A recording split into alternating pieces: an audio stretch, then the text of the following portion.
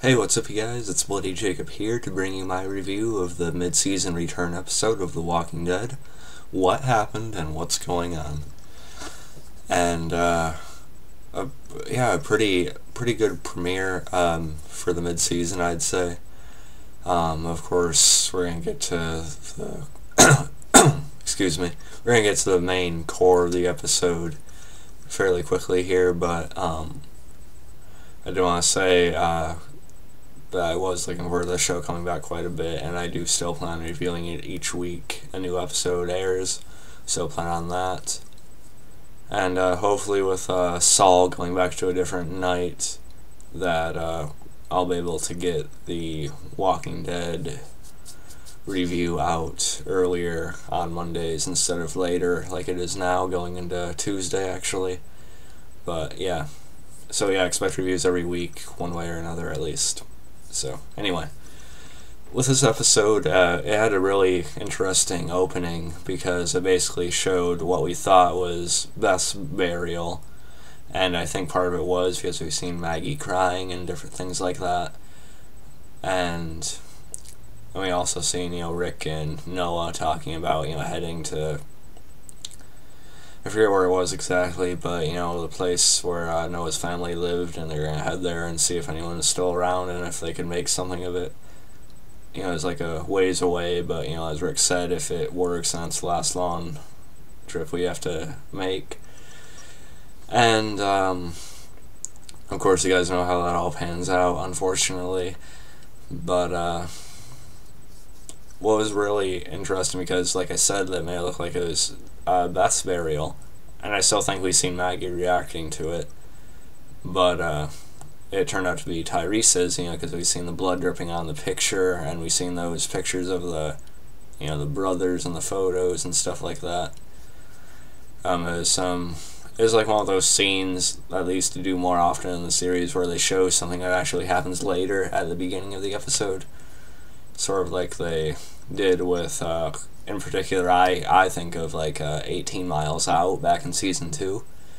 Like we seen Shane running around, and he went into the bus and is holding the walkers back and stuff, and then we seen how they got to that point later in the episode.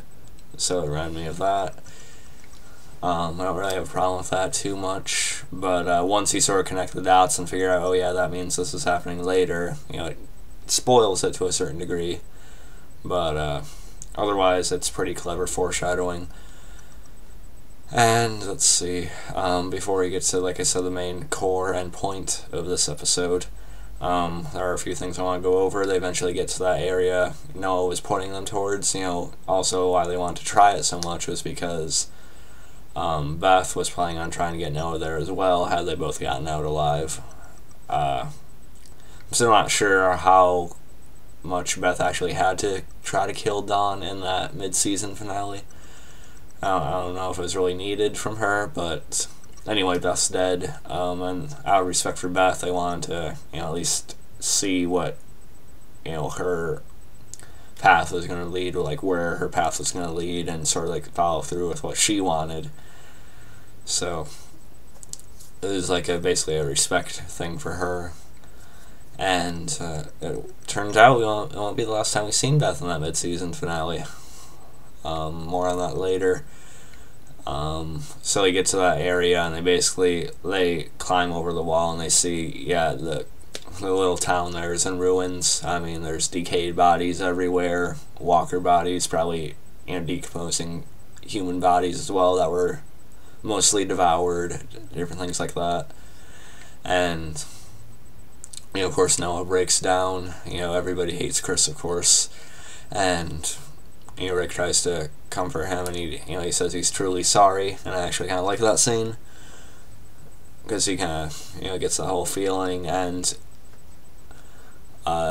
Rick, Michonne, and Glenn go on ahead to sort of scavenge for supplies, and Tyreese stays back to comfort Noah a little bit more, and he talks to him about how he basically wanted to go into like a rage, and he did for a while, sort of reporting back to season 4 when Karen was burned alive and stuff like that, the rage he was in at first.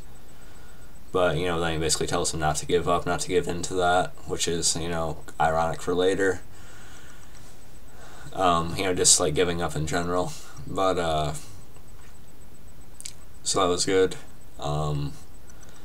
And we don't get much more story in this episode besides what happens with Tyreese, and if you guys are watching this review, you probably know what I'm talking about.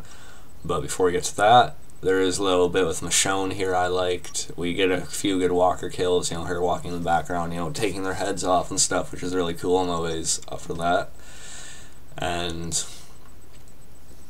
you know, we basically get Michonne, you know, she gets this whole speech that, you know, she basically says that they want to find a place to settle instead of, you know, just having to take a chance every day of their lives, you know, instead of just like making it.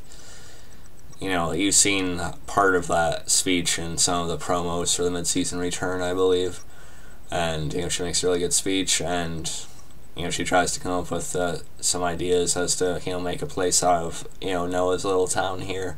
But as Rick, you know, points out, you know, the place is surrounded by woods, you know, enemies or walkers alike could, you know, there would be too many ways in, pretty much. And, you know, a lot of ways they couldn't necessarily see coming every step of the way. So Rick makes a good point, but Michonne at this point is just, you know, desperate to find a place to, like, settle down and, like, actually try to make something of their lives now. And, you know, as far as that goes, she also brings up, you know, Washington again, and she says, you know, despite Eugene lying about the whole thing, you know, there could still be people there, they could still find something there. And, which is interesting that Michonne has this much hope, too. It's kind of inspiring. And, you know, at first you think Rick's just gonna, no, we're not doing that now after what we just found out about that. But no, Rick actually agrees with Michonne, and, you know, they're still planning on going to Washington. So that's good. I ship, you know, Michonne, or, you know, Rick and Michonne. So I like the moments where they agree with each other. It's pretty good. But really though, Rick and Michonne getting together makes total sense. I mean, come on, that whole dynamic they had going on with Carl last season, especially. Yeah, it has to happen. It makes most sense if Rick is to have another love interest. Anyway, I could do a whole video talking about that. So that was all really good. I love Michonne. Rick's my favorite character, but Michonne comes in a second. And I could do a whole video talking about my favorite characters on TWD, but that's for another time. Yeah, so that's pretty much it for everything else besides the main point of it. And Noah basically runs off, you know, when Tyreese is looking after him. And, you know, Noah goes back to his old house. Tyreese tells him not to go in there, but of course they both do anyway. And, you know, as Noah mentioned before, he had a couple of twin brothers there, as well as his mom. And right when they walk in there, they see this, you know, decomposed female body in the middle of the living room, basically. And, you know, it's probably his mom. So that's pretty, you know, that's pretty tragic. That's pretty, you know, upsetting. Understandably so. And, you know, it's just really, you know, like, you just feel really bad that he had to see something like that, you know what I mean? And he does cover up the body, though, give her some form of respect and dignity, I guess, even though she had been laying there for a while. You know, it's still something you don't want to look at any point. So that was nice. Well, not nice, but you know what I mean. And let's see, what else? Yeah, it's like really late right now. Anyway, they go in the room. Tyreese goes exploring a little bit too much, because, you know, as we know, there are still the twin brothers in there. Tyreese finds one laying on the bed, and then, okay, I'll get to that in a second. You know, he looks at the photos, and he sort of starts feeling bad for the whole situation Noah's in. Makes him think of things he's been through and stuff like that. And, of course, without Tyreese noticing, one of the, you know, fabulous twins, the Wonder Twins, one of the Wonder Twins, you know, of course, one of, you know, Noah's little brothers, or, you know, one of them comes up and sneaks up behind Tyreese. And just as Tyreese turns around, the walker, you know, bites him in the arm, or, yeah, like right on the forearm, basically. And yeah, so basically Tyreese was a goner right at that point, because of course they're quite a ways away from Rick, Michonne, and Glenn. And the only thing they had there to try and amputate the arm sooner was, that small knife and the hammer. That could have been kind of difficult to do without too much extra damage. So, or that would have taken too long anyway. So, Noah basically runs off to get help, and like the next big chunk of the episode is sort of dedicated to what's going through Tyrese's mind and different things like that, which I thought was actually pretty well done for the most part. We get a couple of dead characters reappearing as hallucinations. We get, Lizzie and Mika, because obviously that was pretty traumatizing and pretty, burn in your mind back at the end of season 4 with the Grove. We see them again, and they tell him it's okay. It's okay, it's better now. But then we also see, like Bob, and, he's sort of like saying the same kind of thing. But then we see the governor, which I always love. David Morrissey is a fantastic actor. I actually miss the governor. I love the governor. The TV version, anyway. And he basically says it's not better now, and he basically says you have to pay your bills. And he said you'd earn your keep, but he keeps on reminding him of that all the way back from season 3, which is a nice tie back, actually. And so it's really like heaven and hell here, pretty much. Like Bob, of course, being the angel. It's Mika too, and Lizzie, I'm not so sure about. But she was just, she had something wrong in her mind, so she wasn't like purposely choosing to be like that entirely, if you know what I mean. But, and then of course the governor is sort of like representing that darker side and stuff. And, like the governor is like a product of, what that world turns you into. Him and Shane are perfect examples of that. And, let's see. Of course, it was sad to see Tyreese go like that, because as he was hallucinating the governor, the second walker actually appears, and Tyreese wrestles around with him for a little bit, but since he's not going to have any use of this arm anyway, like at the best, he'd get amputated and he'd lose it one way or another, even if he did survive. So he basically uses that forearm to sort of, the walker bites it again, but, like I said, what use is that now? What's the point of saving that arm now? And so he uses it to sort of fend the walker off, and he manages to kill it with a rock that happened to be on the bookshelf. And eventually, Tyreese is hallucinating a little bit more, and he also hallucinates Beth, and of course Beth starts singing again, which I don't think anyone really wanted. But still kind of fitting to see her, especially after that mid-season finale, Coda and all that. But yeah, and so eventually, I might be skipping a couple things here, I don't know, but like I said, it's late. But eventually Rick, Michonne, and Glenn and Noah show back up, because Noah had actually been taking so long because he was actually, of course, cornered by walkers, and he had to be saved. So he's playing a lot of people in bad spots today. I guess that's why everyone hates Chris. You got Tyreese bitten, and you almost got yourself killed in the meantime. Great job. Everybody hates Chris. Okay, anyway, if you haven't stopped the video by now, Rick and Michonne and Glenn get back to that, back to Tyreese, of course, and as well as Noah, and Tyreese sort of hallucinates, one of the sisters holding out his arm, but it's actually Rick, and then Michonne cuts off, the arm or the forearm, at least with a sword, her katana, and, basically it's, you kind of think, yeah, it's probably been too long. The infection probably spread at that point, because if you remember back in the season 3 premiere, when Herschel was bitten on his ankle or his leg or whatever, Rick was able to amputate that within seconds, pretty much. And with this, you think the infection probably could have still spread, and he's already losing a lot of blood. He already lost a lot of blood because of how long it took Noah to, get everyone's attention to get over there.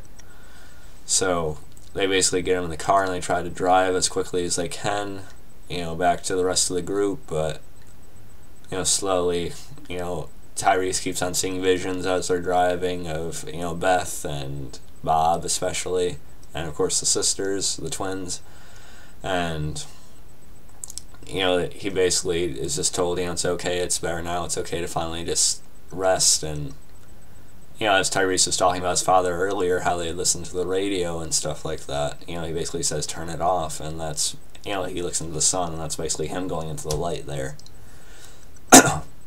Excuse me. And so Tyreese slowly dies on the ride there, and they sort of stop the car and they grieve and they bury him.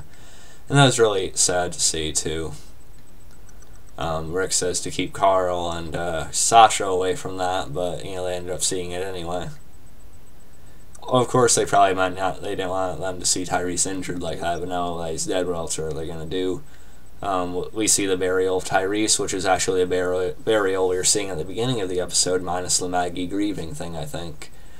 This is the burial we were seeing. Of course, Sasha takes it pretty hard, of course, and Noah is probably blaming himself, and as he should. But no, there wasn't too much more he could have done there, in all honesty. He probably could have tried to amputate it himself, but with what, I don't know. But anyway, so that was all really sad to see Tyreese go like that. I thought he was a fairly good character. I heard there's a bit more depth to him in the comics from what I read online. But he was still a pretty likable character nonetheless, I thought. Although at the same time, I think they also could have, kept him around for a bit longer and just sort of expand on that. Not quite as bad as what they did to Andrea at the end of season 3, but I just felt like they could have kept him around a little bit longer. But like I said, I enjoyed him on the show while he was there. And Chad L. Coleman here, he did a very good job in the role. And this episode, he obviously shined. So, really good job, man. Good to have you on the show. And I heard he got a new role on like a crime drama type of show, so that's good. And yeah, it's basically the episode. Pretty sad, it's a little different for us to get, like one major character death after another. We got Beth in the mid-season finale, and we got Tyreese in the mid-season return. I'm sure it's probably happened before, but I always think of like the string of deaths we got back in season 2. We had Dale and then Shane in the next episode. So yeah, I'd say it was a pretty solid mid-season return. What happened and what's going on, it was pretty good. Not my favorite episode of the season, but certainly not the worst. One of the better ones for sure. So yeah, I liked it. I'll definitely be reviewing the episode next week, and yeah, I'm going to be watching Better Call Saul tomorrow on demand. I'll be watching both episodes tomorrow, so expect reviews of those fairly soon, within the next day or two. So yeah, I'll catch you guys for that, and peace.